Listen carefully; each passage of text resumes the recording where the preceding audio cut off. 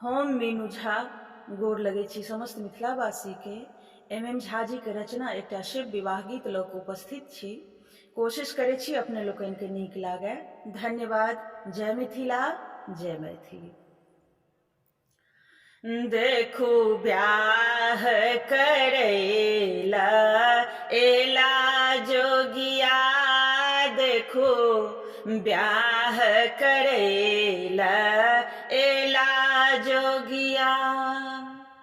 एला जोगिया भांग खेने भंगिया, एला जोगिया हे भांग खेने भंगिया।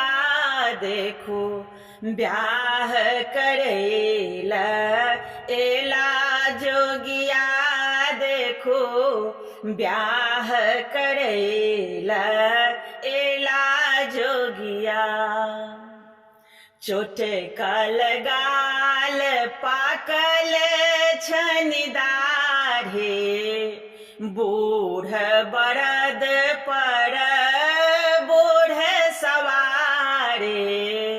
चोटे कल गाल पाकल छनि दाढ़े, बूढ़ बरद पर बूढ़ सवारे।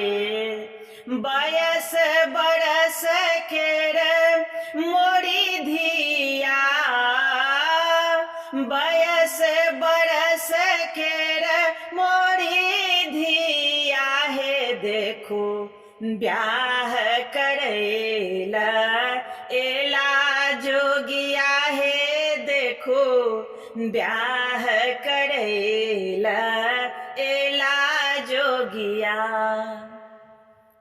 एहन जुलुम नहीं देखलौं गे दैया, गोर गौरे लेल कारी जमैया। एहन जुलुम नहीं देखलौं गे दैया, गोर गौरी लेल कारी जमैया।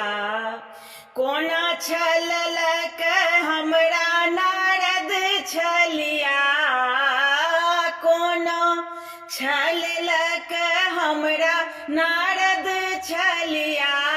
देखो ब्याह करैला एला जोगिया, हे देखो ब्याह करैला एला जोगिया।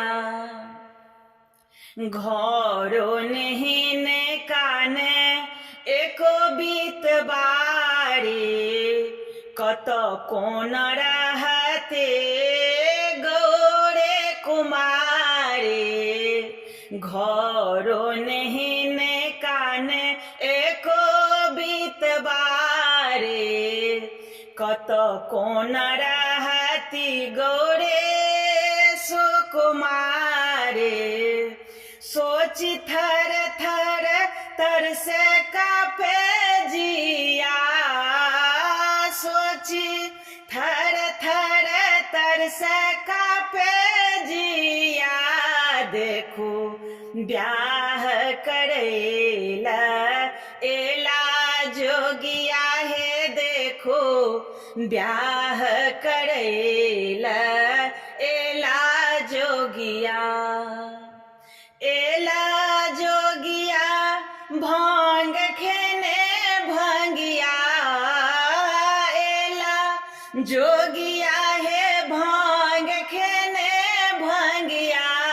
देखो ब्याह करैला एला जोगिया, हे देखो ब्याह करैला एला जोगिया।